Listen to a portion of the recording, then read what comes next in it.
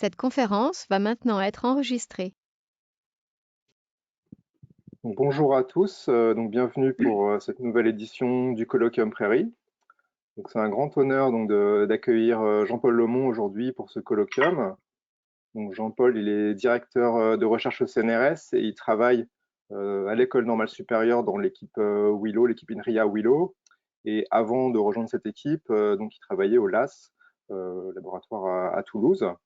Donc, bien entendu, Jean-Paul, c'est un expert mondialement reconnu en robotique, qui a gagné beaucoup de récompenses pour tous ses travaux, et en particulier les membres de l'Académie des sciences et de l'Académie des technologies.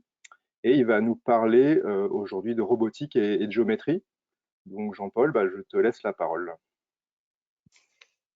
Merci Gabriel et merci Jamal pour cette invitation à présenter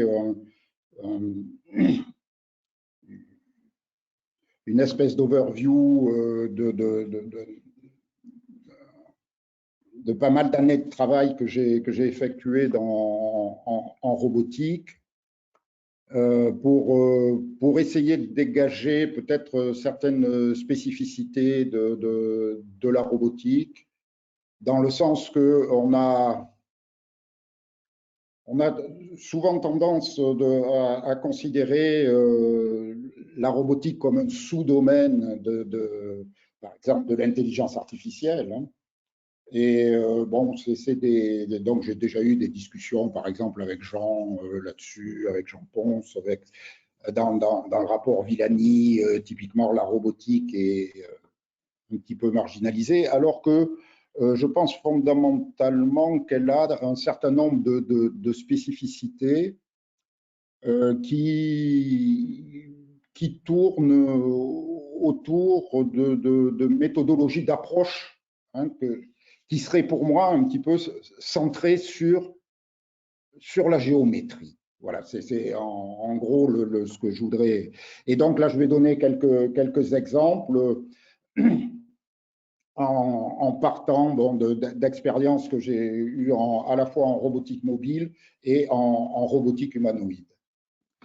Voilà, alors cette introduction, c'est pour ça que je commence à cette...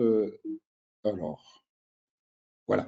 Et c'est pour ça que j'ai envie de commencer en présentant Henri Poincaré, qui n'a rien à faire avec de la robotique, hein, puisqu'il ne connaissait même pas ce qu'était le mot robot. Hein, puisque le mot robot n'est apparu qu'une dizaine d'années après sa mort, vers 1920-1922. Mais pourquoi? Alors, tout simplement pour essayer d'introduire le problème. Poincaré s'est intéressé au problème suivant. Quel est notre rapport avec le monde physique? Sachant que, bien sûr, un robot se définit comme étant une machine, hein, une machine physique, hein, qui agit dans le monde physique. Alors, il introduit en fait la notion d'espace d'action. Alors, ce n'est pas exactement la terminologie qu'il introduit, puisqu'il parle d'espace représentatif, mais ça revient au problème suivant. Quand j'écris finalement un ordre que je voudrais effectuer, faire effectuer à un robot, prend un verre. Le verbe prendre est un verbe d'action. Le verre est un objet qui est extérieur à moi, qui se situe dans le monde physique. Or, pour réaliser cette tâche, je n'ai pas accès au monde physique directement. Qu'est-ce que je veux dire pas accès directement? Je n'ai accès au monde physique qu'à travers un espace sensoriel, c'est-à-dire je dois percevoir le verre, je dois le toucher, et puis je peux agir sur l'espace physique à travers donc mon espace moteur. Alors chez l'homme, que ça se caractérise par quoi? On a nos sens. Alors bien sûr, là j'ai mis les 5 sens traditionnels, mais bien sûr on en a beaucoup plus. Hein. Par exemple, il Il n'y a pas les systèmes vestibulaires, il n'y a pas tout ce qui est les sensations. Enfin, on n'a pas 5 sens, hein, on en a beaucoup plus. Et donc ça, c'est ce qui nous donne accès au monde physique. Et pour agir dessus, on a en gros 700 muscles. Hein, alors, il y en a beaucoup qui ne servent à rien, mais on a 700 muscles. C'est ce qui va nous animer dans le monde physique. Et puis, cette liaison entre ces 3 espaces, les espaces physiques, sensoriels et moteurs, ben ça, c'est organisé, c'est le cerveau qui l'organise. Et on peut prendre l'analogie donc avec un robot. Là, je prends le robot humanoïde HRP2 sur lequel on reviendra, qui a des capteurs. Donc là, vous voyez, il a des caméras, il a des capteurs d'effort aux poignets, aux chevilles, il a des accéléromètres, des gyromètres qui lui donnent l'équivalent du système vestibulaire. Il a des moteurs pour l'animer, il en a une trentaine. Et pareil, cette triangulation entre ces 3 espaces va se faire par le calcul, et un calcul cette fois sur ordinateur. Alors, en fait, quand je dis prends un verre, donc cette action, vous sentez bien qu'un robot, le Graal, c'est de dire prends un verre, on tape return, hein, et on envoie cette commande et le robot va se déplacer, prendre le verre, nous l'amener. Donc, elle est exprimée encore une fois dans l'espace physique. Donc, je dois donner un sens à cette action exprimée dans l'espace physique. Je dois lui donner un sens dans l'espace corporel, c'est-à-dire dans l'espace sensorimoteur. Et la liaison, le sens qui va être donné, c'est tout simplement le mouvement pour réaliser cette tâche. Et c'est là qu'Henri Poincaré intervient, puisque dans un célèbre article qui avait été paru dans la revue de métaphysique et de morale en 1895, il nous dit, pour résoudre ce problème, encore une fois pas en robotique, hein, lui il s'intéresse aux phénomènes physiques, aux phénomènes naturels, hein, l'expérience nous guide, hein, dans le choix qu'on va faire pour les espaces représentatifs, comme il le dit, et ça va nous permettre de reconnaître une géométrie, mais c'est là où c'est très très joli, où il dit, le problème, c'est pas de trouver la géométrie la plus vraie, on s'en fiche, c'est celle qui va être la plus adéquate, hein, la plus commode. Voilà, en français, il utilise le terme commode. C'est-à-dire celle qui va nous permettre d'élucider les principes de causalité qui vont nous permettre de faire cette espèce d'inversion d'espace entre une action exprimée dans l'espace physique en un ensemble de processus de traitement qui sont intégrés. J'aime bien en parler d'incorporation, pour traduire le terme anglais d'embodiment, dans l'espace sensorimoteur. Voilà. Alors, j'ai développé ça dans un petit essai qui est plus un essai littéraire qu'un essai scientifique, hein, sur le fait que ces géométries, encore une fois, que ça soit le scientifique, celui qui travaille sur l'étude des phénomènes naturels, ou que ça soit le technicien, l'artisan, le roboticien qui essaye de concevoir des machines, eh bien, il y a la puissance de l'imaginaire là pour trouver les géométries qui vont être les plus commodes pour soit expliquer, soit produire des artefacts. Alors, on va commencer par des exemples très, très simples, parce que ça, c'est très général, c'est très... on va essayer d'être un petit peu concret. Là, je prends un petit système mécanique tout simple, qui est un système à 2 barres articulées, qui se déplace dans le plan et qui est caractérisé, donc son placement dans l'espace physique est caractérisé par 2 angles. C'est les 2 angles que vous voyez là. Pour le situer dans l'espace physique, il faut 2 angles. Eh bien, ces 2 angles, bien sûr, s'organisent dans un tore. Hein, et vous prenez 0 de pi croix 0 de pi, ça donne la surface d'un tore. Et sur la surface de ce tore, vous avez le placement, c'est-à-dire, encore une fois, ce système dans l'espace physique, est réduit en un point. hein, qui donne qui a pour coordonnées les deux angles qui sont là et qu'on appelle l'espace des configurations. Bon, cette introduction date des années 80 dans le domaine de la robotique. Hein, c'est des concepts qui sont bien sûr très connus en mécanique, hein, mais disons qu'ils ont été transposés dans le domaine de la robotique pour faire de la planification de mouvement, donc avec la contribution principale de Thomas Lozano Pérez du MIT, donc au début des années 80.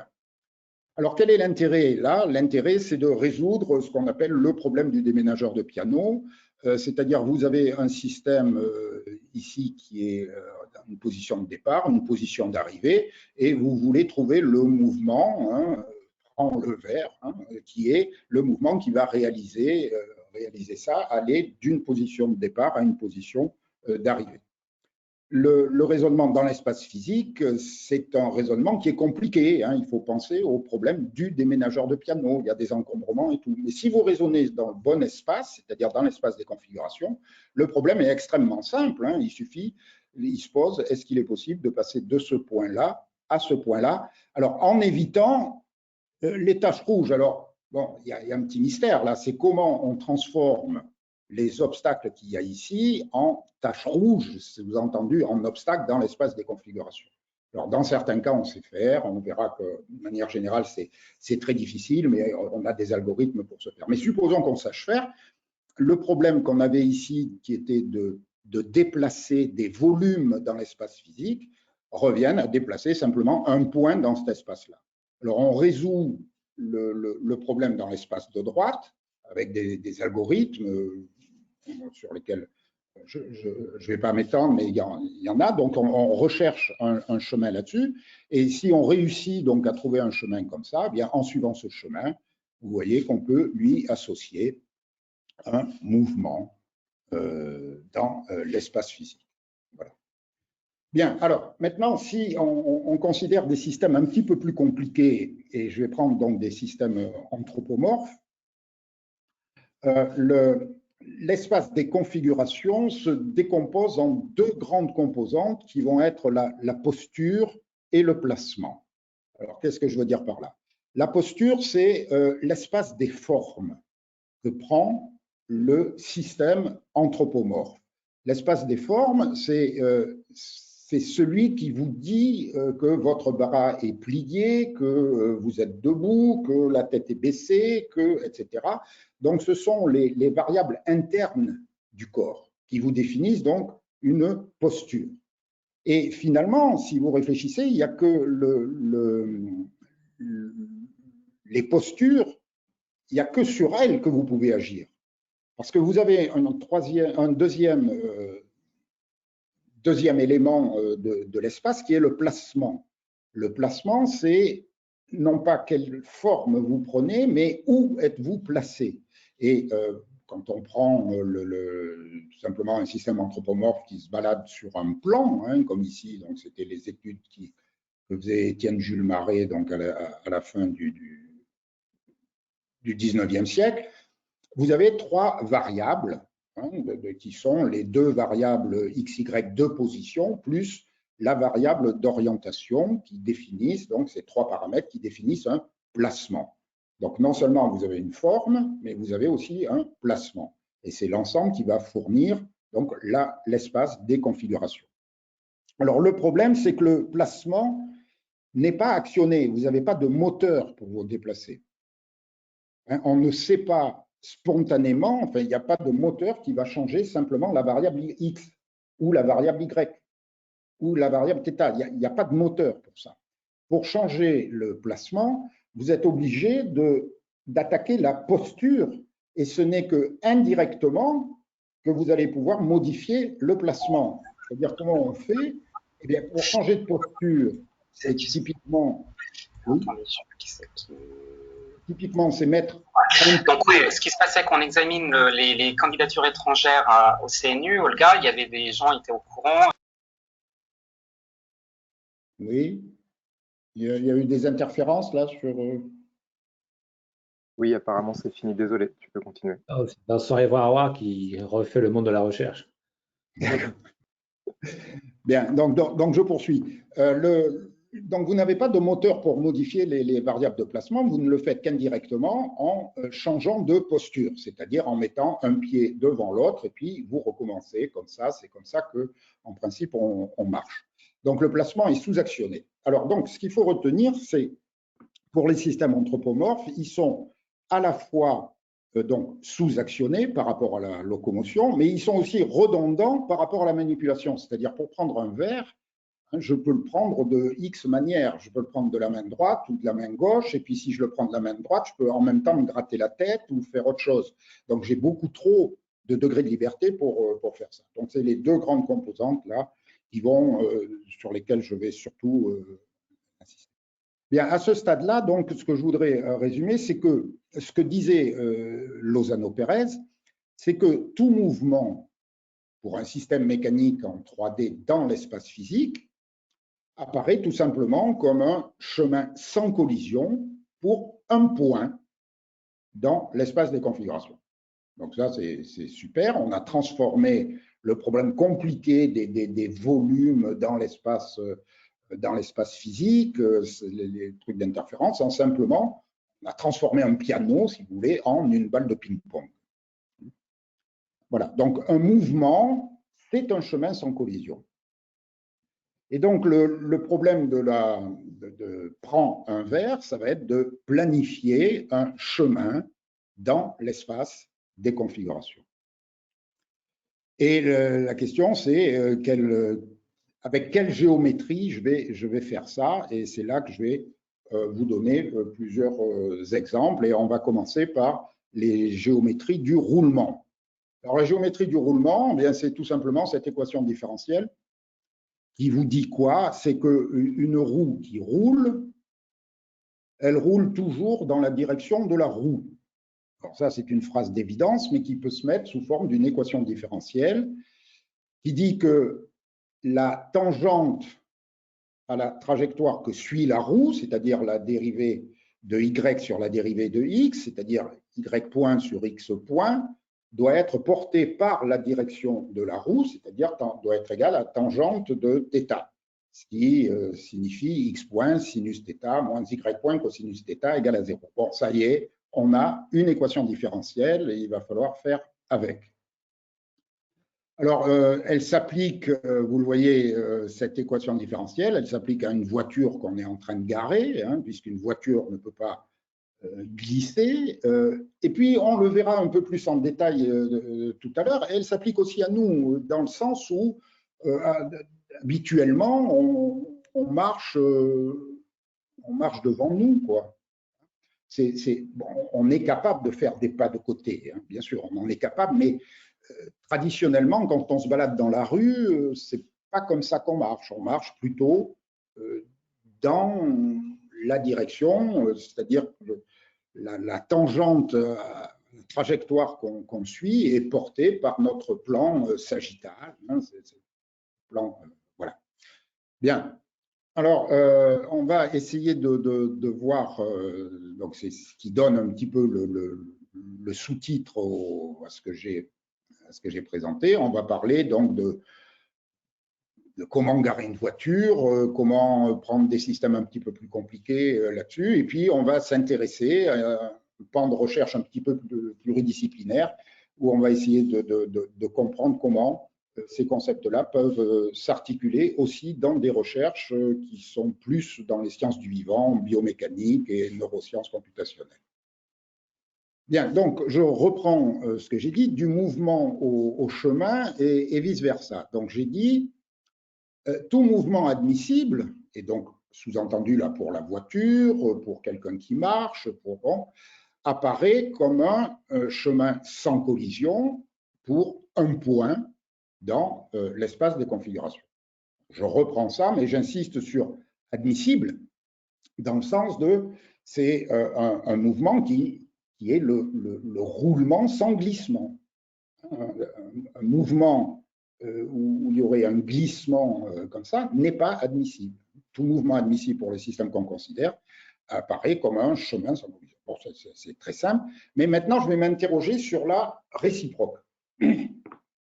Eh bien, en gros, et là je dis bien en gros, parce que ça c'est une vision un petit peu personnelle et mathématique du concept d'holonomie, qui est un concept de mécanique un petit peu plus complexe, mais ce qu'on doit retenir dans l'esprit, c'est qu'en gros, la réciproque est vraie pour des systèmes holonomes et elle n'est pas vraie pour des systèmes non holonomes. Alors, en clair, qu'est-ce que ça veut dire? Ça veut dire que très souvent, on me demande ce que c'est qu'un système holonome.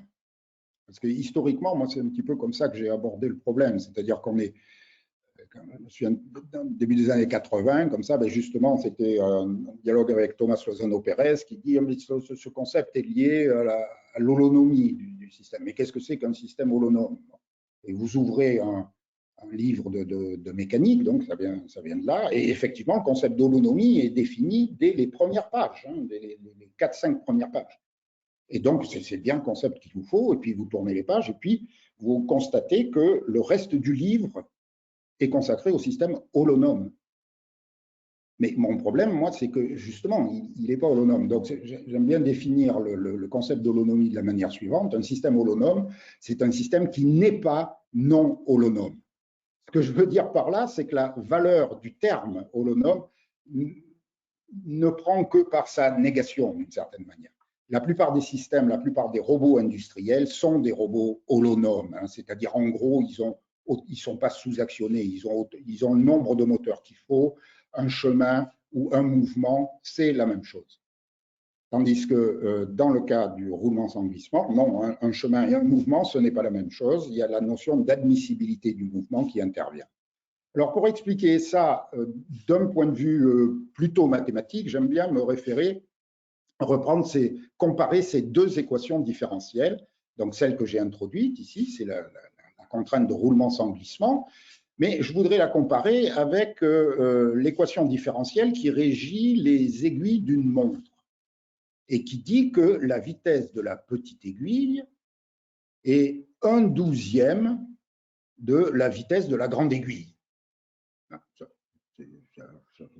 Ça semble assez naturel. Bien, donc on a deux systèmes qui sont régis par des équations différentielles. Il faut que les mouvements admissibles répondent à ces équations différentielles. Mais regardons un petit peu ce cas-là. Ce cas-là, c'est, vous voyez, je suis parti de midi et je fais tourner le temps. Je fais tourner le temps et vous voyez que les deux aiguilles me donnent deux angles. Ces deux angles-là, donc je suis sur une variété de dimension 2, sur un tore. Ce n'est pas exactement le système à deux barres comme je l'avais mis, mais là, c'est pareil, il y a deux angles, donc on est bien sur une variété de dimension 2.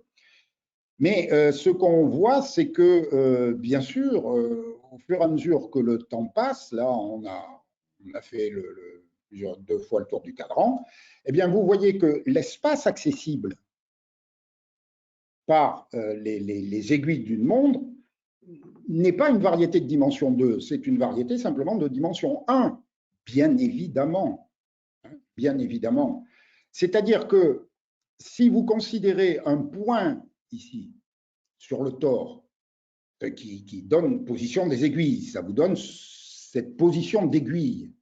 Vous réfléchissez un petit peu, cette position d'aiguille ne se produit jamais.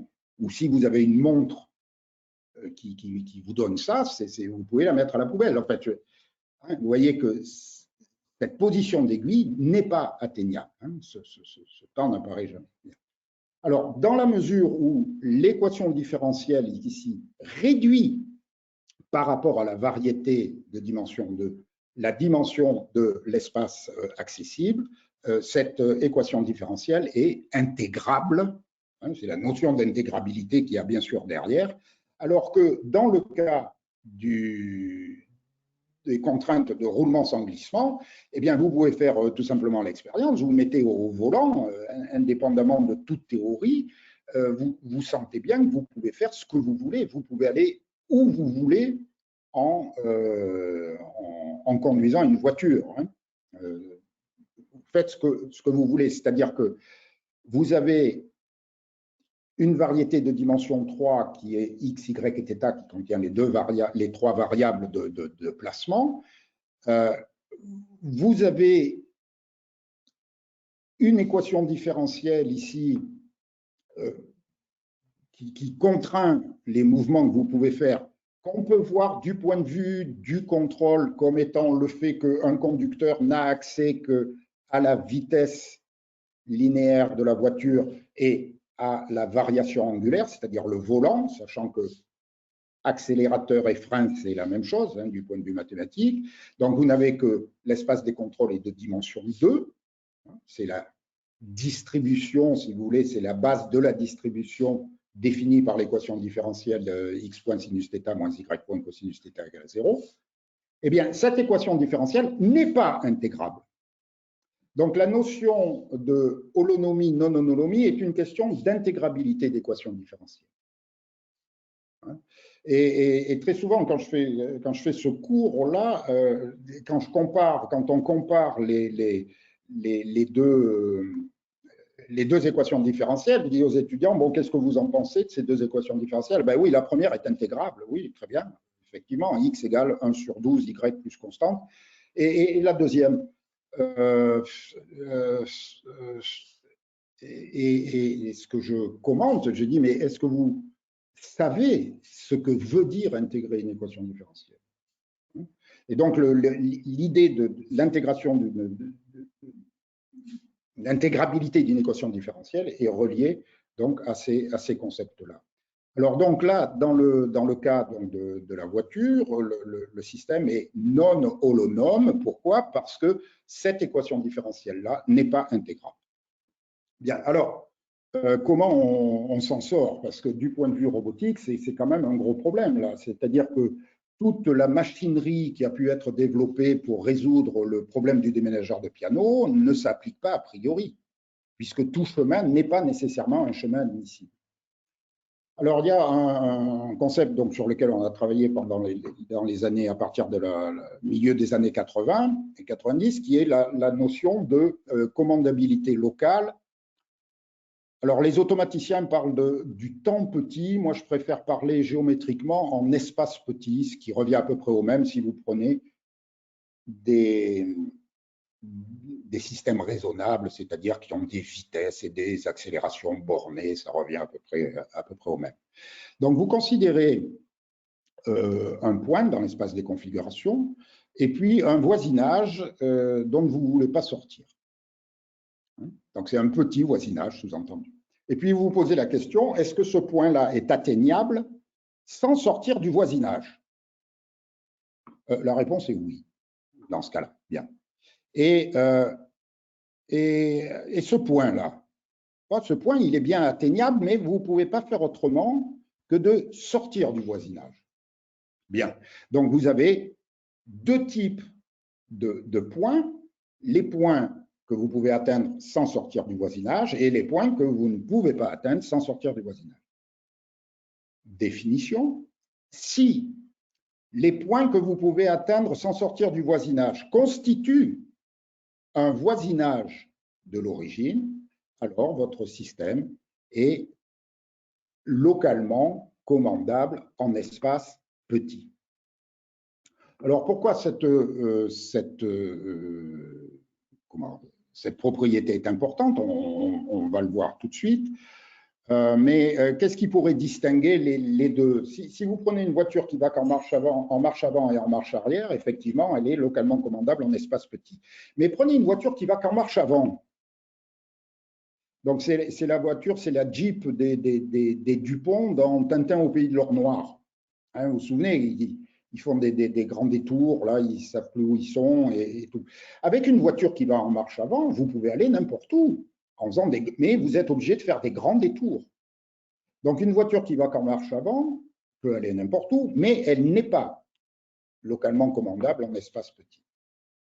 Donc, c'est bien des concepts forts de l'automatique. Alors, qu'est-ce qui se passe dans le cas de la voiture? Eh bien, dans le cas de la voiture, donc si on compare l'espace accessible pour une voiture qui va en marche avant et en marche arrière, et ce problème-là a été résolu dans les années 90, une espèce de coup de chance parce qu'on a pu le résoudre par de la commande optimale, hein, c'est-à-dire en calculant les plus courts chemins pour aller d'un placement à un autre pour la voiture. Calculant les plus courts chemins, on a pu calculer, ça c'était la thèse de Philippe Souer là, qui avait passé sa thèse avec moi, on a pu calculer exactement l'espace d'accessibilité. Donc l'espace d'accessibilité d'une voiture qui va en marche avant et en marche arrière vous donne cette structure-là. Alors il faut comprendre que ça c'est une boule au sens d'une métrique, hein, une sphère si vous voulez, dans l'espace qui est l'espace des placements, c'est-à-dire x, y et θ. Alors donc là, j'ai coupé θ, si vous voulez, hein, l'axe vertical et l'axe θ. Eh bien, ce qu'on montre effectivement, c'est que c'est une bonne métrique. Hein, c'est la longueur des plus courts chemins pour aller d'un placement à un autre constitue une métrique dans l'espace des configurations x, y, θ. Tandis que si vous prenez une voiture qui va qu'en marche avant, et si vous ne lui donnez pas suffisamment d'espace, hein, c'est-à-dire vous lui dites, tu as le droit de faire ce que tu veux, mais pas plus de 5 mètres, mais elle ne pourra pas revenir à sa position de départ, du fait de la courbure. Et là, c'est ce qu'on voit, c'est-à-dire l'espace accessible, ici, ne contient pas de voisinage de l'origine. D'accord? Eh bien là, vous n'avez même plus de métrique, puisque le système n'est même plus symétrique. Et alors ça, c'est quand même extrêmement grave parce que autant on va pouvoir résoudre ce problème jusqu'au bout, c'est-à-dire on va pouvoir faire des créneaux à une voiture, autant le problème qui serait, bon, avec une voiture qui va qu'en marche avant, on sent bien qu'on ne peut pas faire de créneaux, d'accord, mais on peut faire des choses. On peut se garer s'il y a la place, hein, mais une procédure de décision qui évaluerait s'il est possible de se garer ou pas pour une voiture qui va en marche avant, c'est un problème complètement ouvert. On ne sait pas le résoudre.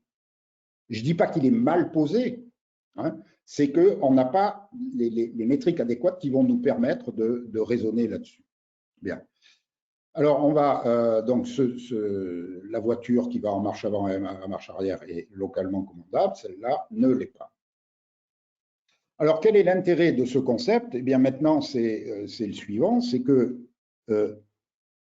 vous oubliez l'équation différentielle, vous vous intéressez simplement à planifier un chemin sans collision dans l'espace des configurations, n'importe quel chemin, d'accord? Et vous appliquez le théorème sur chacun des points de proche en proche. Alors, pour peu que vous travaillez sur des compacts, vous les couvrez avec un nombre fini, avec un nombre infini, dont vous pouvez extraire un nombre fini, etc., etc. Donc là, il faut pas évoquer de cas pathologiques où vous auriez un espace des configurations qui serait fractal, dans lesquels on se baladerait dans tous les coins. Non, on est dans des exemples simples de robotique où tout est assez sympathique. Assez sympathique, ça veut dire quoi? Ça veut dire tout simplement des fermés bornés et des compacts. Hein. Vous n'avez pas de problème autre. Ce que j'appelle sympathique, c'est ça. Hein. C'est des compacts. Bien. Alors, donc, vous pouvez appliquer ce théorème-là, et puis, donc, vous en déduisez un chemin qui approxime le chemin que vous avez vu. Alors maintenant, tout ça, c'est bien joli, mais comment vous prouvez que votre système est non holonome? Et s'il est non holonome, est-ce qu'il est localement commandable en tant que petit? Bien là, vous avez deux théorèmes fondamentaux de la géométrie différentielle. Le premier, c'est le théorème de Frobenius, et le deuxième, c'est la condition sur le rang des algèbres de Lie libres de champs vecteurs. D'accord? Donc, on va pas rentrer dedans, mais c'est très, très joli, c'est très beau, tout simplement parce que ça vous permet d'explorer la structure de votre système. Voilà. Donc, on a des théorèmes qui vont nous conduire à des théorèmes d'existence. C'est-à-dire que dans la mesure où la voiture est un système non holonome qui est localement commandable en espace petit, donc il est possible de la garer. Ça vous donne un théorème d'existence. Maintenant, comment faire? Ça, c'est le deuxième niveau. On sait que c'est possible, mais comment faire? Eh bien là, donc on utilise les résultats de Riedesheim, et on en a un petit peu parlé ce matin avec Emmanuel Trella lors de son séminaire. Quelquefois, on a la chance, mais c'est une chance, de pouvoir déterminer le nombre de commutations sur des calculs de trajectoire optimale qu'on peut obtenir en utilisant des outils, du principe du maximum de Pontryagin, en fait, etc., donc qui vont vous donner des informations locales. Bref, on arrive dans certains cas à dégager une combinatoire. En l'occurrence ici, dans ce résultat-là, c'est les plus courts chemins pour aller d'un placement à un autre sont constitués de segments de droite et d'arcs de cercle. Voilà, c'est comme ça. C'est des segments de droite et c'est des arcs de cercle. Il n'y a pas d'arc de parabole, il n'y a pas d'ellipse, il n'y a pas d'autres fonctions polynomiales que segments de droite et arc de cercle. C'est comme ça. Mais qui plus est, on sait qu'il n'y a pas plus d'une quarantaine de commutations possibles. Pas sur un même chemin, mais disons qu'on est capable d'exhiber une famille suffisante qui vient d'une combinatoire d'une quarantaine de commutations qui vous donne 40 possibilités. Eh bien, dans ces 40 possibilités, vous les calculez, vous prenez la plus courte et vous avez la garantie que c'est le chemin le plus court. D'accord? Donc, c'est très joli. Hein, c'est un problème qui est très joli, assez exceptionnel, et qu'on a su résoudre avec ça. Donc, on s'est emparé de ces chemins-là pour faire d'abord calculer les espaces d'accessibilité comme je vous les ai montrés. Ça, c'était la thèse de Philippe Souer, donc dans 1993, je crois, 14 qu'il a passé. Là aussi, c'est un cas assez exceptionnel où on voit vraiment ce que représente cette métrique. Et là, j'en ai fait faire des impressions 3D, parce que ce sont des vrais objets. Alors ici, vous les voyez évoluer en fonction du rayon de ça. Eh bien, avec ça, qu'est-ce que vous faites pour garer la voiture? Vous décidez avec le problème du déménageur de piano que vous pouvez y aller en glissant. Et puis, sur ce chemin glissant, eh bien, vous pouvez l'approximer par une séquence de chemin de Riedesheim. Alors, qui plus est, ces résultats qui sont des résultats assez profonds au niveau de la géométrie différentielle, on peut estimer le nombre de manœuvres à effectuer. Et vous sentez bien que ce nombre de manœuvres à effectuer, il sera d'autant plus grand que l'espace est petit entre les pare-chocs.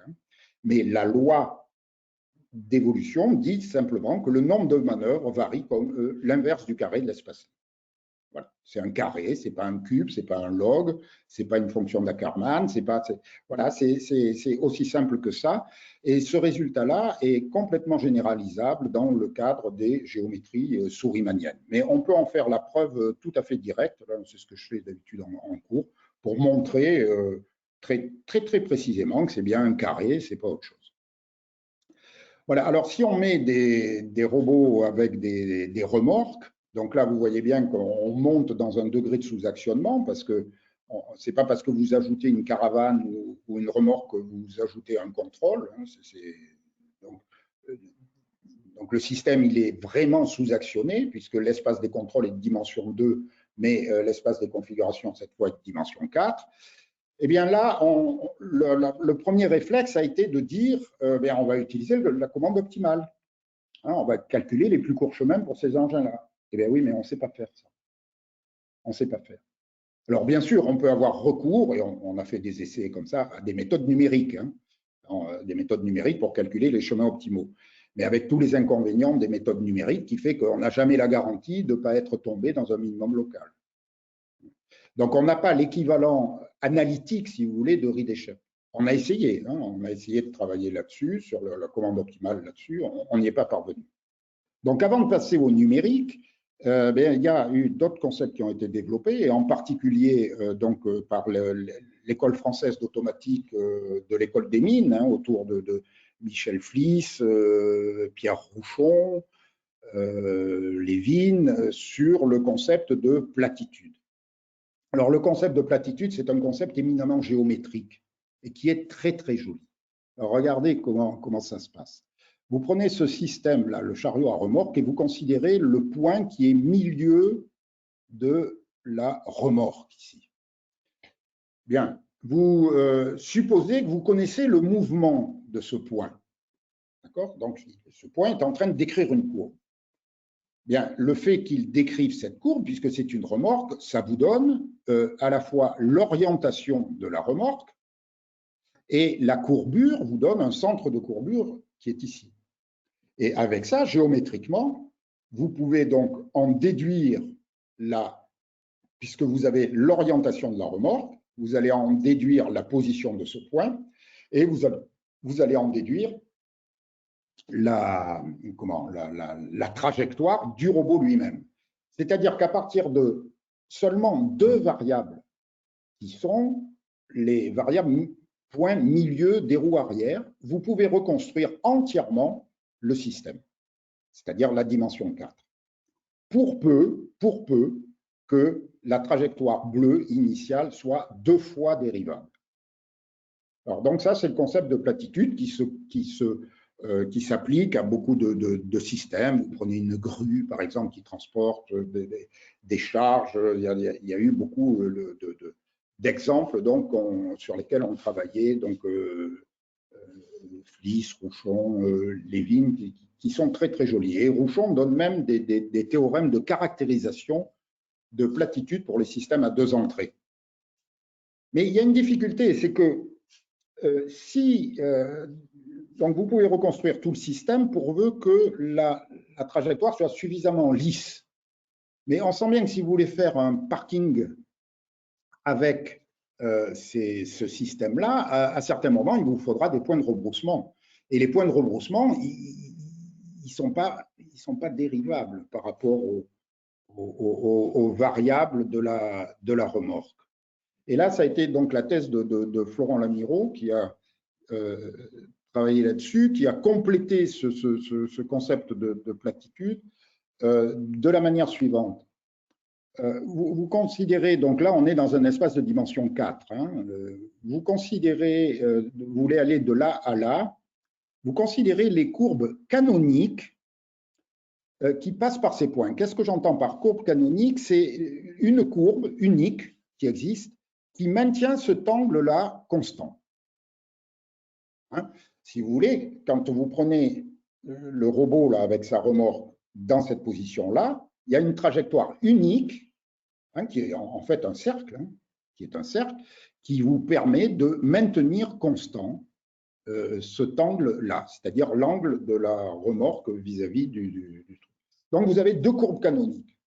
Et l'idée de base est de montrer qu'on peut faire une combinaison convexe de ces courbes canoniques, alors ça demande un petit peu de technicité, où on démontre que finalement, avec ça, on va pouvoir récupérer la propriété de commandabilité locale en espace petit.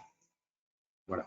Et donc ça marche pour, voilà comment on a garé dans les années 90 des robots qui décident par eux-mêmes des trajectoires, des manœuvres à effectuer. Par exemple, cette manœuvre ici que le robot est en train de faire n'a jamais été rentrée à la main, elle a été calculée automatiquement. Et donc, il y a des problèmes ouverts, c'est-à-dire si vous prenez, alors tout le diable est dans les détails, si vous prenez des robots avec 2 remorques à attache déportée, et bien là, on ne sait plus faire. On sait plus faire. Donc, on l'a fait, par exemple, pour simuler les mouvements de convois d'Airbus A380, qui étaient des grands convois qui transportaient, qui faisaient 50 mètres de long, enfin, c'était absolument énorme. On a réussi à le faire, mais par des méthodes numériques. C'est-à-dire qu'il n'y a pas de méthode constructives, comme on a vu les précédentes qui sont assez jolies. L'intérêt des méthodes analytiques, c'est qu'une fois que vous les avez résolues, il n'y a plus de problème de calcul. Hein. Je veux dire, vous évaluez simplement une équation et vous avez tout de suite le résultat. Il n'y a pas de problème de convergence, il n'y a pas de problème de… Donc, c'est dans ce sens-là qu'il faut insister avant de passer au numérique. Et alors, c'est ce même concept qu'on a mis en application, alors ça peut sembler étrange ici, avec ce robot, là, vous reconnaissez Justin Carpentier qui est ici, c'était au moment de sa thèse, où la difficulté là n'est pas tant le problème de planification de mouvement au sens géométrique. Il n'y a pas de secret dans cet exemple-là. Vous sentez bien qu'on a donné la configuration intermédiaire ici pour passer là. La question n'est pas là. La question, c'est qu'à partir de cette configuration intermédiaire, on a pu calculer ce chemin. Mais la difficulté, c'est qu'il faut que le robot ne s'écarte pas trop de ce chemin, c'est-à-dire qu'il reste à l'intérieur d'un tube. Et là, vous avez des problèmes qui sont justement de commandabilité en espace petit, hein, qui sont liés à la stabilisation du système. Et c'est ces concepts-là qu'on retrouve ici à l'œuvre. Voilà. Alors donc, tout ça, on l'a résumé là avec Jean-Bernard Lasserre, donc, qui est un mathématicien du LAS, là, avec Nicolas Mansart, dans deux articles là, pour lesquels on avait été invité dans les communications de ACM pour faire un petit peu une synthèse sur ces thèmes-là. Alors maintenant, j'en passe, il me reste, oui, un peu moins, je vais peut-être aller un petit peu plus vite, voir quel rapport il y a avec la locomotion bipède. Et vous dire qu'en fait, l'idée, c'est qu'on ne marche pas, mais on roule. Alors, qu'est-ce qu'on veut dire par là? D'abord, on a regardé donc, avec des systèmes de capture de mouvement assez évolués, donc système de vision couplé avec des plateformes de force. Bon, bref, vous pouvez déterminer le mouvement du centre de masse hein, de manière extrêmement précise en utilisant des techniques de filtrage complémentaires parce que vous avez des fréquences qui sont différentes entre les aspects capture visuelle du mouvement et les plateformes de force. Bon, mais vous arrivez à avoir une très bonne estimation du centre de masse. Eh bien, ce qu'a démontré Justin Carpentier, donc c'était une des composantes de sa thèse, là, avec Mehdi Benaleg, mais c'est lui qui avait œuvré là-dessus, il a démontré que le mouvement du centre de masse d'une personne qui marche suit une courbe particulière, mais pas n'importe laquelle, ça suit une troncoïde. Alors, qu'est-ce que c'est qu'une troncoïde? C'est cette courbe-là du milieu. C'est une cycloïde dont le point de référence que vous observez est à l'intérieur du disque. Parce que vous pouvez en avoir d'un autre type, c'est quand le point est à l'extérieur du disque. Eh bien, en faisant donc là, on est en pure science de la vie, c'est-à-dire méthodologie, on observe j'allais dire des patients, des sujets en train de marcher, donc il en a étudié 7 ou 8, je ne sais plus, enfin suivre des protocoles qu'il faut suivre dans ces cas-là. Et en fonction de la taille de la personne, il est possible de déterminer juste 3 paramètres qui sont la hauteur d'une table virtuelle, qui est ici, la dimension d'une roue virtuelle, qui est ici, et la distance entre le centre de la roue et le centre de masse, qui est ici, pour rendre compte exactement de la trajectoire du centre de masse. Donc, c'est-à-dire, vous imaginez toute la complexité qu'il y a hein, dans les différentes postures que vous prenez lorsque vous marchez hein, de manière naturelle, toute cette complexité est concentrée dans cette petite courbe. Ce que les neurophysiologistes, là je travaille avec Alain Bertos par exemple, appellent un principe de simplexité. C'est-à-dire vous avez une réduction de l'extrême complexité du phénomène dans un système qui n'a que 3 paramètres à contrôler. Alors donc ça nous donne un petit peu d'inspiration pour voir comment ce qu'on pourrait faire plus. Donc voilà effectivement ce que ça pourrait donner ici. Alors je vais terminer, si je peux avoir encore 5 minutes. Gabriel ou Jamal, oui? Oui, bien sûr. Voilà. Alors, je vous montre ces petites vidéos que j'ai prises. Ça se passe à Rome, hein, c'est entre le Colisée et l'Arc de Constantin, où vous pouvez avoir des différences de pavés là-dessus. Regardez la jeune femme ici, pof, elle se casse la figure. Enfin, voilà. Et de la même manière, ce jeune homme-là, voilà. Vous restez 3 minutes, c'était avec mon téléphone portable et tout, vous avez tout un florilège là de trucs. Alors, on s'est posé la question de qu'est-ce qui se passe. C'est-à-dire que, donc là, si vous prenez ces 2 personnes, pardon, là, qui sont en train de marcher côte à côte, là, vous voyez qu'elles marchent de manière naturelle, et puis vous sentez bien qu'elles se fichent éperdument de là où elles mettent les pieds. Hein, elles mettent un pied devant l'autre, et puis elles recommencent, et voilà. Tandis que là, il faut faire gaffe. Et donc, on s'est posé la question de, il y a une notion de texture du sol, où le fait de marcher sans y penser marche bien, vous ne cassez pas la figure, mais il y a certaines fois, il faut faire attention. Et est-ce qu'on pourrait rendre compte de ce phénomène? Et alors, donc, l'approche qu'on a prise vient des neurosciences computationnelles, où il avait été prouvé donc, à la fin des années 80, donc c'est des travaux d'Alain Berthoz avec ses collègues, avec Thierry Pozzo, que quel que soit le mouvement que vous effectuez, qu'un homme effectue, que vous fassiez du vélo, du cheval, que vous couriez, marchiez, même nager, je pense que ça marche aussi, vous avez toujours l'orientation de la tête, hein, qui garde un angle fixe. Vous voyez, quand vous apprenez à un enfant à faire du vélo, vous lui dites précisément de ne pas regarder partout, de ne pas regarder, mais de fixer son regard au lointain, sur la ligne d'horizon, de le fixer. Et c'est ce qui va lui permettre d'apprendre, de faire l'apprentissage de son équilibre. Et donc, la question qu'on s'est posée, c'est, donc ça, on observe que c'est ça. Maintenant, est-ce que ce phénomène de stabilisation de la tête contribue à la robustesse de la locomotion?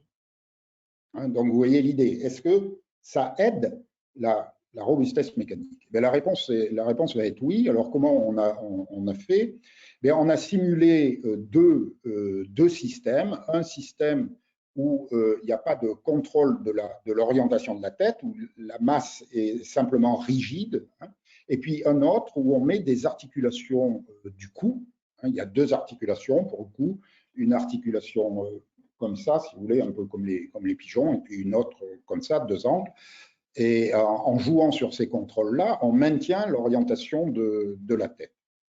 Et donc en utilisant, donc c'est bien sûr un processus cyclique, et en utilisant les cartes de points carrés, c'est-à-dire vous revenez toujours à la même posture, si vous voulez, de manière cyclique. Ce qu'on a fait, c'est qu'on a considéré un sol plat, parfaitement plat. On a réglé tous les gains du contrôle pour que le système soit vraiment, qu'il puisse marcher à l'infini. Alors, c'est un peu pénible, mais hein, vous y passez du temps, mais là, c'est très, très bien. Les 2 systèmes marchent indéfiniment sur un sol plan. Hein, vous avez fait à chaque fois les bons contrôles, vous les avez réglés. Hein, ce n'est pas facile, mais c'est faisable. Bien. Eh bien, maintenant, pour ces 2 systèmes, vous intégrez des perturbations sur le sol. Vous voyez, le sol là n'est plus plat. Hein, vous intégrez un modèle stochastique de perturbation du sol. Et vous regardez quel est le système, puisque là, la théorie nous dit que puisqu'il y a perturbation, au bout d'un temps infini, on va sortir du cycle limite, ce qui signifie que le système va se casser la figure. Mais la question, c'est, il va se casser la figure au bout de combien de temps? D'accord? Eh bien, on se rend compte qu'en comparant, ben, vous avez 2 courbes qui sont absolument analogues. Hein, vous voyez, l'une est la translatée de l'autre, c'est-à-dire que si vous prenez ici le coup rigide qui est en rouge, et la stabilisation de la tête qui est en bleu. Si vous prenez des grosses perturbations, ben vous vous cassez la figure assez rapidement. Mais ce qui est plus important, ce qui est plus intéressant, c'est ce qui se passe au début pour des petites variations. Alors bien sûr, là, il n'y a pas de normalisation, hein, mais ce qui est important ici, c'est de voir, par exemple, si on prend une perturbation de 0,01, le premier système se casse la figure au bout de 10 pas, et le deuxième se casse la figure au bout de plus de 1 million de pas.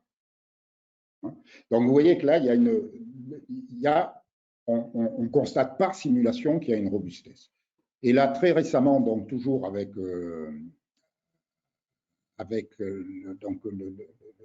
Mehdi Benaleg, là, on a pu mettre en évidence les principes de causalité qui font que le système mécanique, effectivement, il y a une raison qui part de l'analyse de ce modèle-là, qui permet d'expliquer le principe de causalité qui fait que ça, c'est... Voilà, alors pour conclure, ce type de travail nous amène à reconsidérer peut-être quelque chose d'important, c'est que jusqu'à présent, tous les robots humanoïdes qui marchent, au sens propre du terme, hein, sont contrôlés à partir du contrôle du centre de pression, enfin, d'un point physique qu'on appelle le zero moment point. Et donc, où il y a une espèce l'équilibre est assuré par un raisonnement de bas en haut. Alors que ce que suggèrent là, ces derniers travaux, c'est que le contrôle de la locomotion se fait dans la tête et non pas dans les pieds. Mais ça voudrait dire que pour qu'on applique ça à de la robotique humanoïde, il faudrait qu'on revoie entièrement la conception même des robots humanoïdes.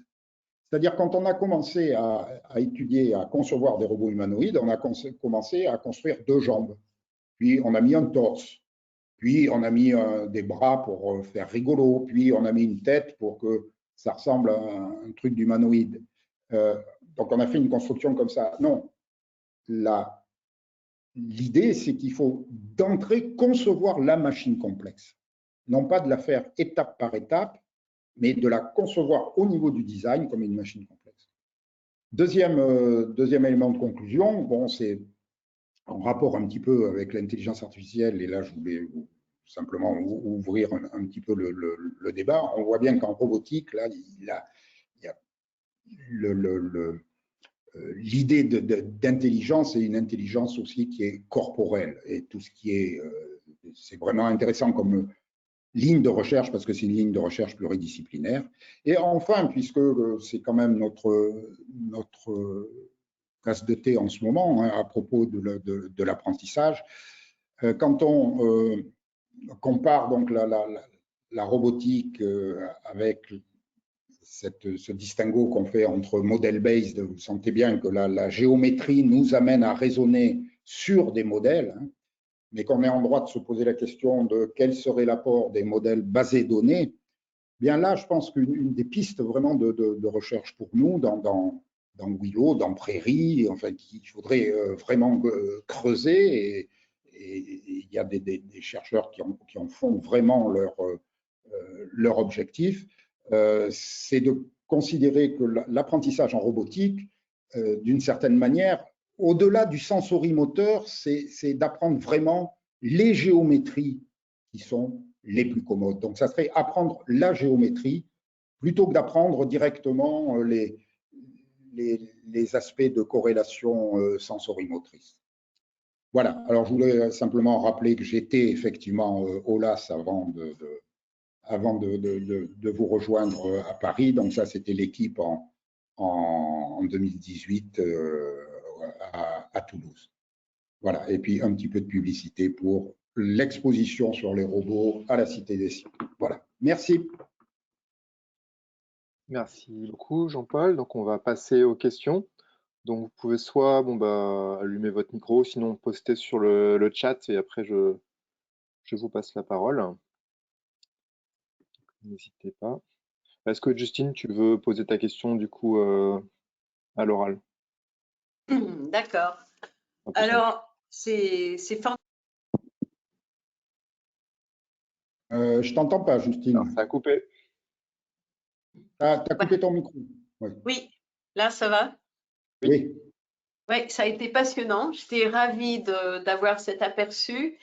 Et votre conclusion m'amène à dire que dans votre carrière, vous avez pris deux parties différentes. D'une part, créer des robots qui peuvent être efficaces dans des environnements différents. Et d'autre part, utiliser les robots comme outils de modélisation de comportement humain, de locomotion humaine. Et dans cette dernière optique, il me semble intéressant de se demander quel effet a les différences entre le centre de masse et le mouvement du bassin des hommes et des femmes, les différences entre la manière de se déplacer due au centre de masse différent et au mouvement de bassin différent. Et ce que vous nous avez montré sur les surfaces qui sont instables me fait demander s'il y a des environnements où la manière de se locomoter des femmes est plus adaptée que celle des hommes. Là, il faudrait faire une campagne expérimentale qui n'a pas été faite. Hein, sur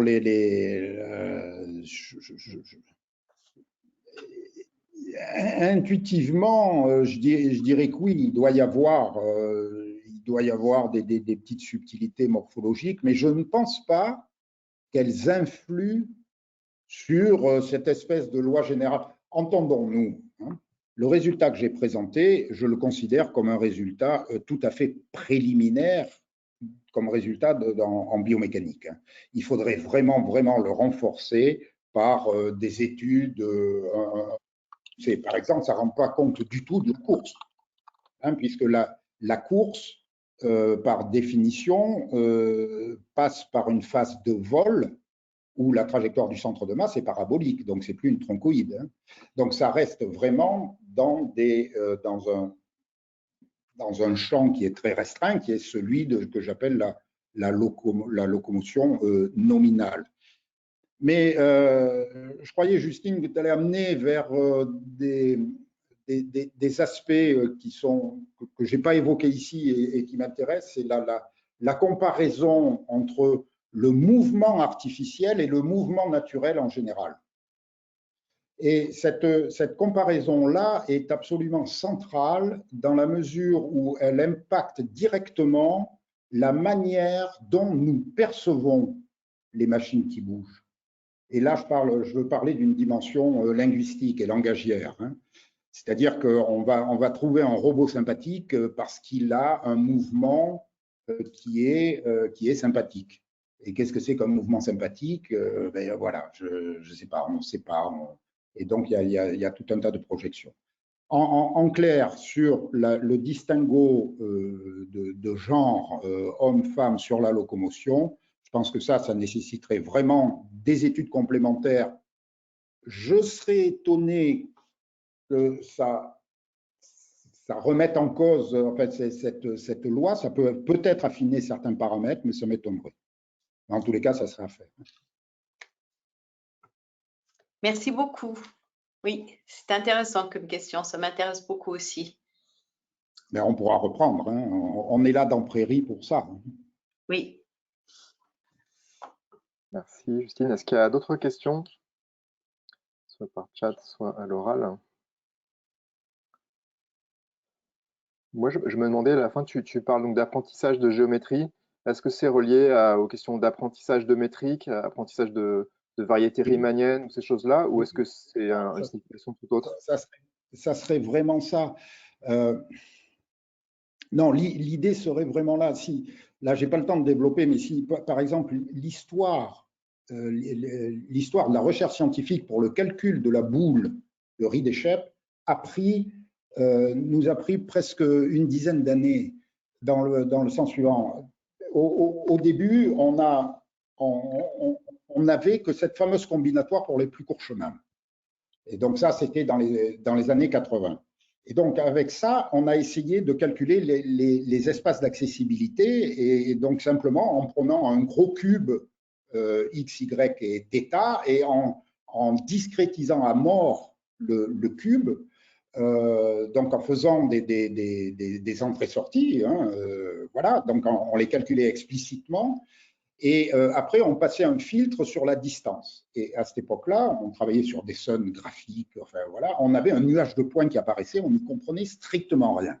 Et pour la petite histoire, on avait renvoyé ce nuage de points à Jean-Daniel Boissonnat, à Sophia Antipolis, qui est un spécialiste, lui, du maillage de ces nuages de points. Et on a vu apparaître une discrétisation, comme ça, approximée de la boule pour la première fois. Et ça nous a stimulé pour essayer de dire, est-ce qu'on ne peut pas aller jusqu'à l'analytique?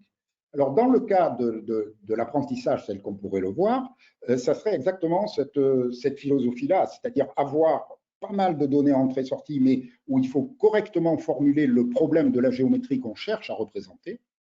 Et si on parvient donc à faire ça, ben oui, ça sera jackpot. Hein. Ça sera parce qu'on aura vraiment une géométrie assez bien établie sur lesquelles on pourra dire des choses. Donc voilà. Okay, parce qu'après, tu auras un travail de théorie. Donc en tant que théoricien, tu pourras après revenir sur ces géométries et les étudier théoriquement, ou est-ce que tu penses que non, ça je le prétendrai pas, parce que comme je l'ai suggéré, ces problèmes-là sont mathématiquement extrêmement difficiles. Mais au moins, si on a déjà des approximations, eh bien là, on va pouvoir utiliser, oui, un certain nombre de résultats théoriques pour montrer des convergences, pour montrer des propriétés structurelles qui montreront qu'on pourra appliquer, par exemple, aux algorithmes après qu'on développe. Oui, il y aura des résultats théoriques pour ça, pas au point de trouver une géométrie exacte. Hein. Bon, on te remercie. Pardon ? Je pense qu'il faudrait basculer bientôt au comité des chaires. Voilà, ouais. Donc on va remercier Jean-Paul. Je pense que c'était une belle conférence avec plein de perspectives. Et on vous retrouve le mois prochain pour le prochain colloquium. Et merci encore, Jean-Paul. Avec plaisir.